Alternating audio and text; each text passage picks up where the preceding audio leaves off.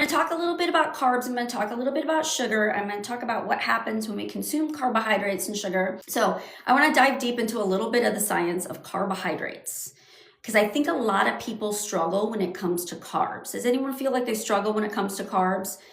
Sometimes people legitimize carbs are the enemy, and sometimes carbs are a good thing. So the truth is if you're a workout guy or girl and taught, the carb loading is a wonderful thing to do in order to put on more muscle mass.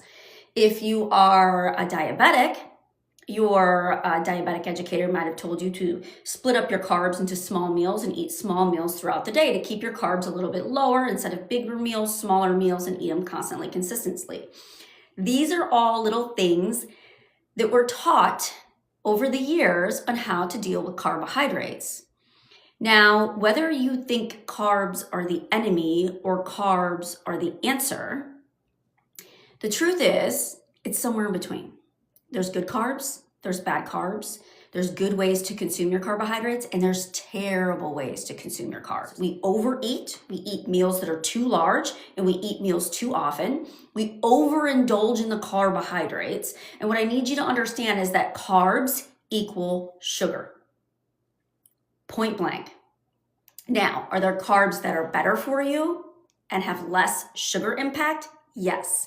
Are there carbs that are worse for you and spike your sugar through the roof? And I think you guys know at this point which is which. So we'll just go into that really quickly. Processed carbohydrates. We're talking the Doritos, the Ding Dongs, the Ho-Hos, processed breads, rice, all of the things that we've processed. We've taken a natural substance and we've processed it and we've added sugar and we've stripped the fiber. That is going to spike your blood sugar with carbs quickly, radically, throwing tons of sugar and tons of insulin into your bloodstream and causing all kinds of problems. Versus fruits and vegetables. These are more complex carbohydrates. These get broken down slower in the body. They give less of a blood sugar response because naturally, found in nature, carbohydrates are matched with fiber, right? Sugar and fiber are together in fruits and vegetables. So although you get glucose or you get sugar, you get fructose in your fruits and in your vegetables, you're also getting fiber to help balance that and help slow that spike. Versus the processed food. Your fruits and vegetables are also nutrient dense. So you're getting nutrients along with that sugar. This is a wonderful thing. Versus the Doritos, the Ding Dongs, the Ho-Hos, you're not getting any vitamins. You're not getting any nutrition. You're not getting any nutrients in there. You're getting no fiber to balance it. You're getting a spike in blood sugar and insulin that is causing you to have more cravings throughout the day. I want to show you guys today just a few things about carbohydrates, about fruits, about veggies, about all the things so that you can better understand what is going on in your body when you consume this carbs. Is your blood sugar. Now, the truth is, the science is, when it comes to your blood sugar, your body can only hold 1 teaspoonful or 4 grams of sugar in your bloodstream at any one time period, at any one place in time. So I want you to think about that. Sometimes we eat healthy and we're only taking in 4, 5, 6 grams of sugar. Sometimes we're drinking a Mountain Don't. That's what I like to call this, guys. We're drinking a Mountain Don't. And when we drink, that's my faux Mountain Dew. Do you guys like that? When we're drinking a Mountain Don't, you're getting 77 grams of sugar. And your body can only hold 4. So what happens? What happens when you drink a Mountain Dew? This is what happens.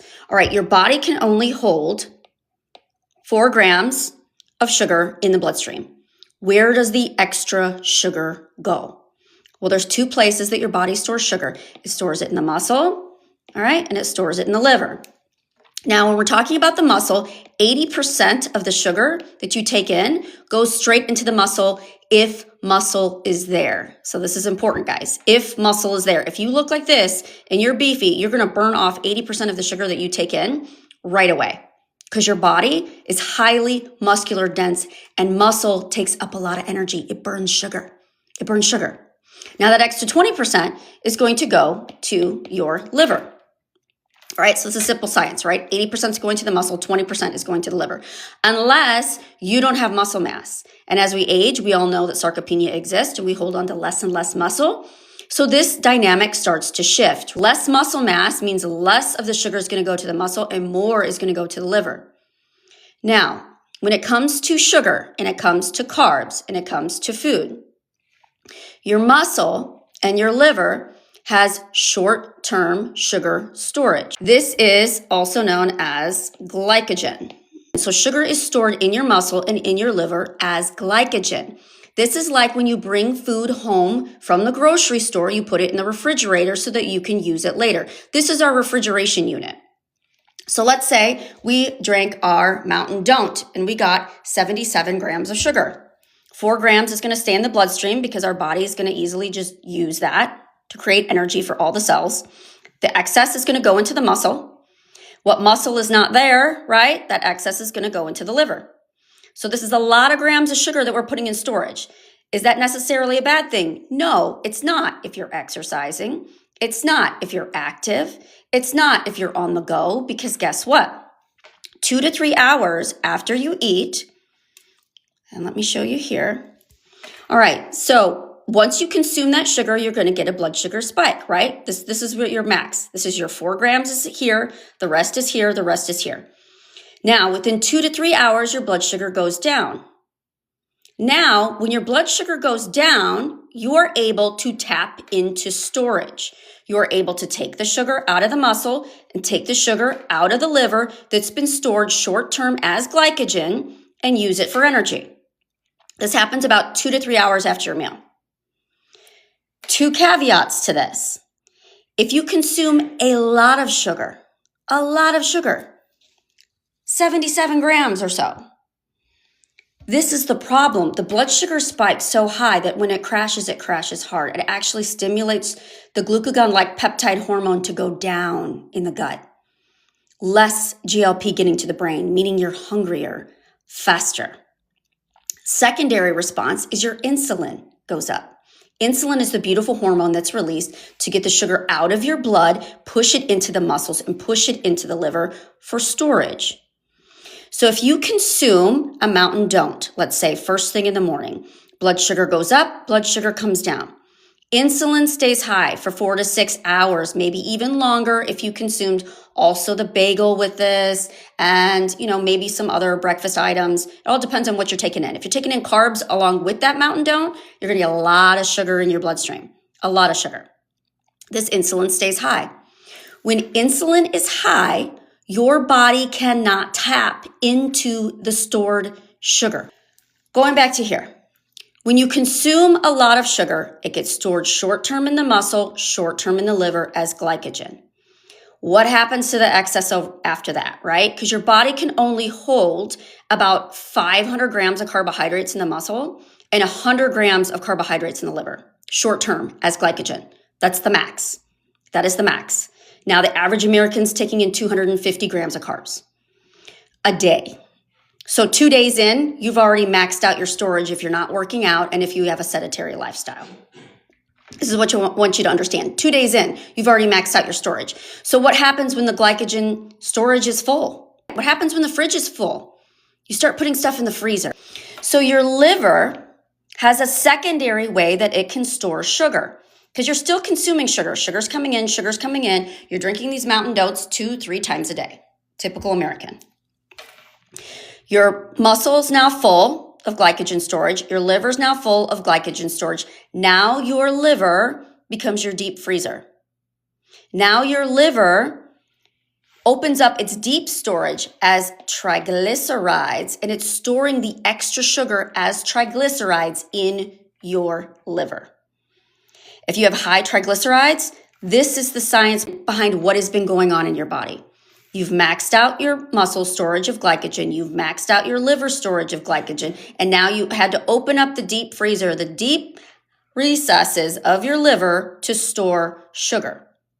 You store it as triglycerides.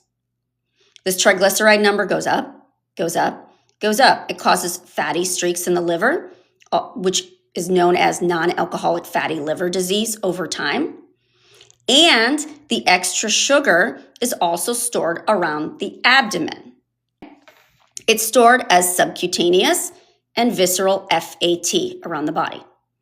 So this visceral FAT, this is considered your deep storage unit. You store it in the liver as triglycerides. This is your freezer unit, and you store it around your belly. This is your secondary freezer unit. So, as you can imagine, if you continue on the lifestyle where you're maxing out the amount of sugar going into your muscle and you're maxing out the amount of sugar going into your liver, your triglycerides are going to go up and your belly is going to continue to grow. This is why we have an epidemic of obesity today. This is why we have an epidemic of non-alcoholic fatty liver disease. 40% of Americans are suffering from non-alcoholic fatty liver disease, guys. We are suffering from too many triglycerides. We are suffering from the triglycerides because our liver and our muscles are already overabundantly full of the glycogen from all that extra sugar. And it all comes down to the sugar molecule. And it all comes down to your body only being able to hold 4 grams of sugar at a time in your bloodstream. And we're drinking 77 grams of sugar at a time. Okay. Another for this. This is the Starbucks latte I used to drink all the time. It had 60 grams of sugar in it. All right, 60 grams of sugar. So whether you're diving into the latte or you're diving into the soda or you're diving into the food that is carb dense, no matter where it's coming from, and yes, even fruits and vegetables and all those things are carbohydrates, you can only hold 4 grams in your bloodstream. Now, how are some ways that we can fix this dynamic? How can we fix this dynamic? Well, you can put on muscle mass, you can work out, you can exercise. Exercise can burn off more sugar in the bloodstream, meaning as fast as the sugar's coming in, you're burning it off. You can increase this muscle mass. You can also work on detoxing the triglycerides and cleaning out the liver. So what do we need to do here? We have got to get out of this dynamic where we're spiking the sugar like crazy, crashing the sugar, and we're doing this every 2 to 3 hours. So we got to eat less often. Time-based eating, amazing way to do that. Absolutely life-changing. Because if you get up first thing in the morning when your insulin is less, okay, so great question. Is it unhealthy to have less than 4% in our bloodstream? Okay, Larry, your body naturally is never going to let your blood sugar go too low. Naturally will never let your blood sugar go too low because as soon as your blood gets below a safe level, it pulls it out of the muscle and it pulls it out of the liver. And once it uses all that glycogen, it goes straight into deep storage mode and pulls it out of the FAT. I'm telling you, I've watched people dramatically lower their triglyceride levels doing time-based eating, following a lower carb lifestyle. Now, another thing to note, guys, is as we age, we naturally lose muscle mass. We naturally lose muscle mass as we age. And this is why we see people as they age often go from a pre-diabetic state to a diabetic state. One of the biggest problems is this muscle mass. Whether you worked out when you're younger or you didn't work out when you're younger, okay? As we age, we naturally lose muscle mass if we're not eating enough protein and getting exercise, working those muscles. So if you're not putting in that extra effort to keep this up, this dynamic is going to shift and there's not going to be enough muscle to contain the extra sugar and it's going to go straight to the liver. Also, why we see the dynamic of high triglycerides, fatty liver, and abdominal obesity happening in people as they age. Do you guys remember growing up, younger, in your 20s, in your 30s, you could eat anything and your body would just burn it off? It's like your metabolism was phenomenal. And then as we age, we keep saying, oh, our metabolism can't keep up anymore. Our body just can't burn the sugar off the way it used to. That's not really what's happening. The truth is over time, we're becoming resistant to the sugar, insulin, carbohydrate dynamic, to that little triangle. Over time, we are overworking our liver. We are building up the fat cells to want to consume more. They're just getting used to consuming sugar and carbs all the time. And they're growing, and the storage unit is growing. And because we never go without food, because we're used to eating every 2 to 3 hours in our youth, thinking that we need that extra energy, as we age, we continue that dynamic of eating every 2 to 3 hours, eating big, huge meals, eating too often, constantly consuming sugar, constantly consuming carbs, taking in the soda, taking in the Starbies, taking in the bread and the rice and all of the processed carbohydrates that become harder and harder for our body to store as we age. Less muscle and overbogging storage over time. Basically, when your body's constantly bogged down with sugar and carbs and sugar and carbs, and carbs are just sugar, right? This is what we've learned. And your body's taking this in and taking this in and taking this in over and over and over again. You become what is called insulin resistant.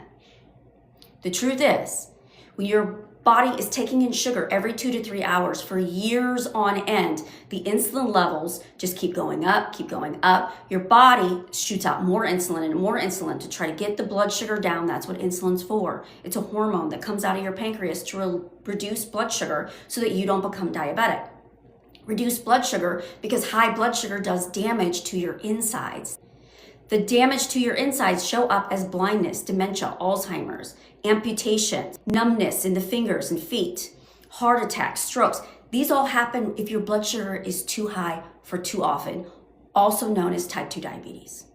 Type 2 diabetes.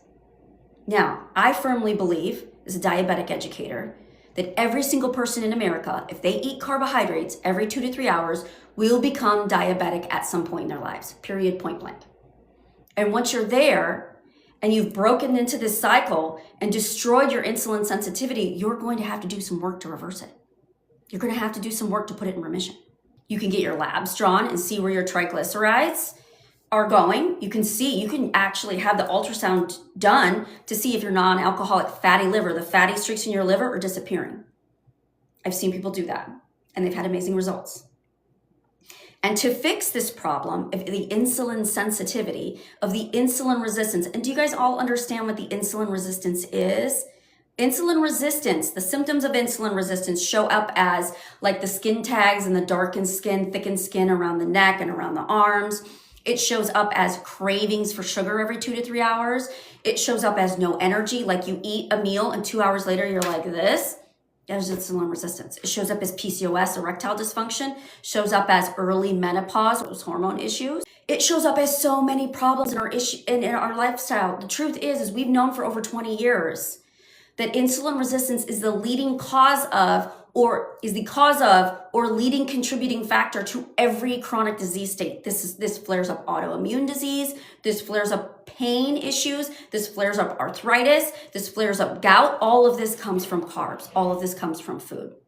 A little bit about my story. My name is Dr. Jen. I'm a pharmacist and diabetic educator. I've been educating diabetics for years. And yet I wasn't paying attention to what I was putting in my own body. I was getting up every single morning, diving into the carbohydrates. I would have bagel and cream cheese. I'd have the coffee with cream and sugar. I'm telling you, I would drink coffee with cream and sugar. Every afternoon, so every morning I'd spike my blood sugar and spike my insulin, and it would crash hard. And I would be ravenous for more sugar and more carbs. So what would I do? Go get my caramel macchiato with my 2 extra shots of espresso, right? Costing me $8.45 in order to feed my sugar addiction. I actually have a prebiotic fiber balance mix that I drink before my meals to keep my blood sugar lower. Fiber's the key, guys. Fiber's the key. When you have carbohydrates and you add fiber first, you're going to keep your blood sugar lower. You're going to put less into storage. And that is what you need. There's 2 things you can do to get that insulin sensitivity back, get that insulin resistance to go away, and to get your blood sugar to balance. 2 things. Get the fiber in your life that you need and do some time-based eating. Giving your body time without consuming carbohydrates is going to allow the body to keep the insulin levels lower. And let me show you what that looks like. This is what we do. We skip breakfast. We literally push back the first meal of the day. Why? Because if you wake up every single morning and dive straight into carbohydrates and sugar, you spike your blood sugar and your insulin, push all that sugar into your muscle and into your liver first thing every single morning. Every single morning. This is not what we want to do, guys. This is not what we want to do. Instead, I push back the first meal of the day. I choose to drink a beautiful antioxidant drink. It's a Unamate yerba mate tea. I drink it first thing in the morning. So I drink this beautiful tea first thing in the morning. Why? Because it's antioxidant rich. All those beautiful antioxidants with very, very low calories. So low calorie that it's not going to spike your sugar or your insulin. No sugar added to this. This is a natural herbal tea.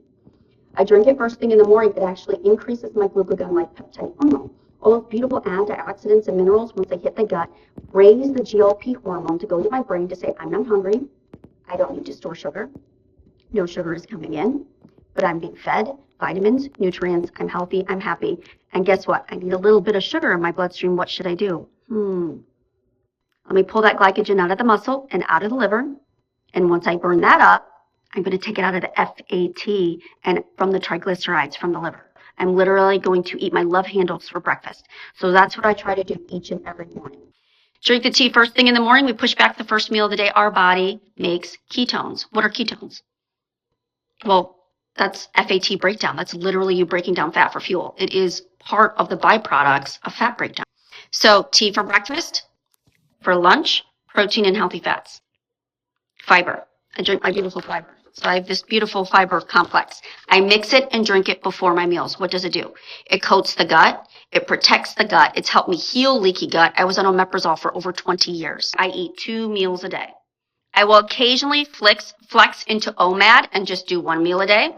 And I will occasionally, the week before my period, eat breakfast, lunch, and dinner. Make my body metabolically flexible, increase the number of carbohydrates I take in, and allow my body to make progesterone and estrogen.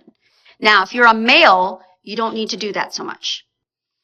For women who have a cycle or who have hormone dysfunction, like their hormones all over the place, you know it's a hot mess. Following a cycle, a cyclic cycle along with your menstrual cycle or lack of menstrual cycle as an older female, where you do 1 meal a day, sometimes 2 meals a day, sometimes 3, and you flex that, you can build hormones, balance your hormones, and actually completely radically change your life. I wasn't sleeping through the night. I was holding under 30 pounds of extra flub around the belly. I was a hot mess express. This is exactly how I fixed all my issues. Tea for breakfast. I have the fiber before any meals that are carb or sugar dense. I just take in the fiber. I allow it to coat my gut. I allow it to lower the blood sugar spikes by 43%. I don't know if you can see this right here. I'm going to blow this for you. This is what it looks like. Normally, like I was showing you earlier, the blood sugar goes up in an hour after a carb or sugar dense meal, and it comes down in 2 to 3, leaving you to be hungrier, lowering your glucagon-like peptide hormone, making you a hungry hippo every 2 to 3 hours all day long, but keeping your insulin high so you can't burn fat for fuel. Literally, you're just adding to your fat storage, and you're never detoxing from it. Ever. Just keep adding to it. This is why obesity is an epidemic in America. Versus, and this was a study done, a third-party study done, using the fiber that I talk about. Look at what they consumed. 420 calories. Only 1 gram of fiber. 51 grams of sugar, right? What was 89 carbohydrates? And that's not even that carb dense. I've seen people eat way more sugar and way more carbs than this. Mountain Don't is 77 grams of sugar. You drink a Mountain Don't in the for breakfast? This is going to make this even worse. And this is what happens. You spike your sugar, you spike your insulin, and your insulin stays high for hours. Hours. Now, every single meal that you eat after that, any sugar, any carbs, straight to your waistline. Your muscles and your liver get fat, full, quickly. Like I said, the muscle can only hold about 500 grams. Your liver can hold about 100 grams of carbohydrates. And if you're consuming 250 grams of carbohydrates or more a day, you max that out real quick. Especially if you're not working out, especially if you sit for a job, if you're a truck driver, if you're a secretary, you sit at a desk, you sit in a car, and you're not mobile and moving, you're not burning off any of that sugar, guys. You're literally just storing it and storing it and storing it and storing it. Now, if you drink the beautiful prebiotic that I do, you can have the same meal. It spikes your sugar much less. It literally binds. Fiber binds to carbohydrates and sugar, so your sugar spikes less. The sugar goes in much slower. It goes in much slower, 43% less sugar spike. It goes in much slower over time. What happens? Less insulin has to be released. Now your insulin level comes down faster. See, this is like 3 hours after a meal. Your insulin level is still high. Your blood sugar is down and you're craving more sugar. Versus here, your blood sugar is slowly coming down. You're not in sugar craving mode. Your GLP isn't bottomed out, but your insulin's back to baseline. Now, if you do this, you drink the fiber first, and you go work out, or you go for a walk at lunch, at work, you're burning off FAT. You're detoxing your liver. You're pulling that extra glycogen out of the muscle in the liver. You're pulling that extra sugar out of your triglycerides and around your fat or under your belly, and you're burning that off. Versus here, no protection by fiber. Blood sugar spike is high because you consumed a highly carb-dense meal. Guess what happens? Your insulin's high. Doesn't matter if you go for a walk. Now you're only going to burn the sugar out of your bloodstream. Once the sugar starts to get low in your bloodstream, you're not going to pull it out of your fat and you're not going to pull it out of your liver because your insulin's high, so you can't. Insulin blocks the sugar coming out of your body. It blocks it right there at the cellular level, at the fat cell and at the liver. You don't believe me? Look it up. When insulin is high, you can't burn fat for fuel. You can't. You literally, your body can't do it. So when your insulin's like this and you're craving sugar again, and you're like, oh, I know I can't eat more sugar. I ate a whole bunch of sugar. I'm going to go to the gym and walk it all off. Well, you're going to walk off the sugar that's in your bloodstream, but that's it. Then you're just going to get tired. Your body's going to get exhausted. You feel lethargic. Have you ever gone to the gym and you feel like exhausted after you go to the gym and you're tired and you're like just wiped out? You want to know why? Because you weren't burning any fat. You weren't taking the sugar out of your liver. You just burned all the sugar out of your bloodstream and now you're exhausted. And guess what happens? You go home and you usually eat carbohydrates. You eat sugar so that you can get energy again, so that you feel woke up again. This is why. This is absolutely why. So this is what I do. I do the time-based eating. I push back my first meal of the day. I drink the beautiful antioxidant-rich yerba mate extract. Why? Increases that GOP, makes me not hungry, allows me to burn more FAT for fuel because I keep my insulin sensitivity up. I'm more sensitive at the cellular level to insulin. So my body needs to release less insulin when I do consume carbohydrates. This is the key. Carbs are not the problem. Overeating the carbs, eating too many carbs too often are the problem. In fact, in my coaching, I'll even tell people sometimes, they'll reach out to me and they say, oh, I've stalled in my health journey. I've stalled in my weight journey. I've stalled with this. I've stalled with that. What do I do, Jen? What do I do? Eat more protein, more fiber, more good stuff. Because the truth is, if this is you and you have breakfast, lunch, dinner, snack, if you're eating 6 meals a day, right? And you got to realize every single snack is a meal. This is a meal's worth of sugar. The Mountain Don't is a meal's worth of sugar. That's a whole meal, guys. If you're drinking 3 of these a day, those are 3 extra meals you're eating a day that are just being stored in your liver and in your FAT cells. They're just being stored. Where instead, you don't have to live like this with your insulin levels going higher and higher, because this insulin level is cumulative. It's cumulative all day long. The only thing that lets it go down is going to bed at night and sleeping. Overnight, you're not consuming sugar or carbs, so your insulin level slowly comes down. But the problem is we get up first thing in the morning, and what do? Go right back into eating sugar and carbohydrates. Versus what I do, right? Versus what I do is I get up first thing in the morning and I drink that tea. Now I'm not hungry. It's increased that GOP for me. Now I'm not hungry. Now I'm not ravenous. I skip on the carbs and the sugar for breakfast. I push back my first meal of the day. And now this whole 4 hours in the morning that I'm not consuming breakfast and I'm waiting till lunch to eat my first meal, guess what's happening? I'm taking that extra sugar out of my body. My glycogen storage runs out. I run out of the extra sugar that I've stored in my muscles and I've stored in my liver. And now I go into the deep freezer. And I detox. I burn up those triglycerides to use them for energy. I burn up my love handles and use them for energy. That is what you have to do. That is metabolic flexibility. That is how you win in the health and wellness game. That is how you get off the medications. That is how you get your energy back up. Because not only are you burning FAT for fuel right here, but you're making ketones. When you break down those fat cells, you're making ketone bodies.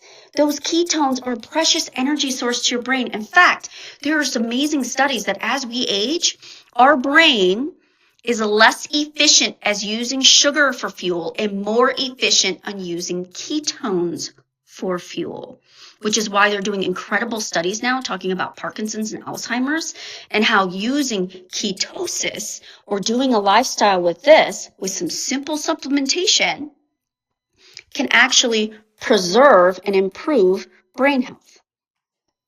preserve and improve. I use this system. I use the tea and the fiber. I use the fasting protocol, and I use the fiber protocol to help make it very, very easy for me to push around my meals and be metabolically flexible. Meaning, if I want to eat 2 or 3 meals a day, I have my fiber before each of those meals so my sugar doesn't go up and my insulin doesn't go out of control. But I get the wonderful carbs and antioxidants my body needs to build hormones. This is the key. We have so many people who will tell us by doing some time-based eating, increasing their fiber consumption using the supplementation, right? Having the two, for the most part, we do 2 good protein fiber dense meals a day, right? We keep our insulin low most of the day. We allow our body to eat our love handles for breakfast.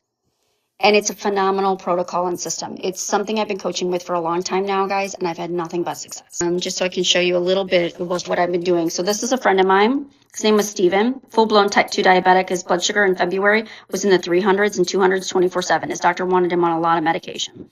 Then by July, using the fiber and tea protocol like I do, blood sugar was in the 100s. He now runs an average blood sugar of 92. He is no longer considered type 2. He's doing absolutely phenomenal. In fact, there's some pictures of him. He was suffering from that visceral and subcutaneous belly fat. Now his tummy is flat, a little bit easier to see here. Okay, what he looked like before, what he looks like now. This is me. If you guys have never met me before, this was me before I started using the system. I hit 150 pounds and was staying there for a while, and I'm a little shorty doo-wop. And for me, 150 pounds was a lot on my body frame. So this was me when I was working out at the gym 5 to 6 days a week. You can ask my fiance because I was going with him. He's a big weightlifter guy. And I was trying to get rid of the extra belly, and I was wanting to put on muscle mass. Well, I struggled. I was working out. I was just gaining instead of losing. I ended up giving up. I ended up walking out of the gym. After I took this picture in St. Thomas, this was 3 summers ago now, I was like, I'm done. I'm done. So I started doing the supplementation. I stopped going to the gym. And I started focusing on food and how I was eating food and looking at labels and what was the carb, how many carbs were in what I was actually consuming. This was me the following summer. This is me at 122 pounds. Completely different, sleeping through the night, not struggling with my hormones, normal periods again instead of the erratic craziness and no sleep over here. My hormones had balanced. Sleeping through the night, reflux completely gone that I'd have over 20 years, off of reflux medication, blood pressure normalized. All of this happened literally in a few months' time. I've radically changed my life when I learned what carbs do to the body, and I use them to my advantage. I use them to build hormones when I need them to build hormones, and I realize what carbs are good for my body and what carbs are not. I used to eat nachos and cheese for dinner. That was a meal. I would take the nachos, put the cheese on them, and then I would throw some beef on top and be like, it's protein, it's healthy. Nachos are healthy because there's protein in it. Completely ignoring that I just ate 18 tortillas with my protein, spiking my blood sugar, causing inflammation, causing gut dysbiosis, causing just absolute chaos inside my body. That is what I did for years and years and years.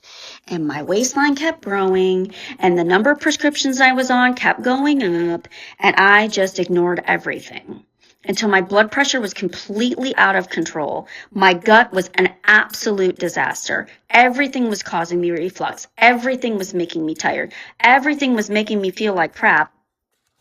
And then the money this was costing me.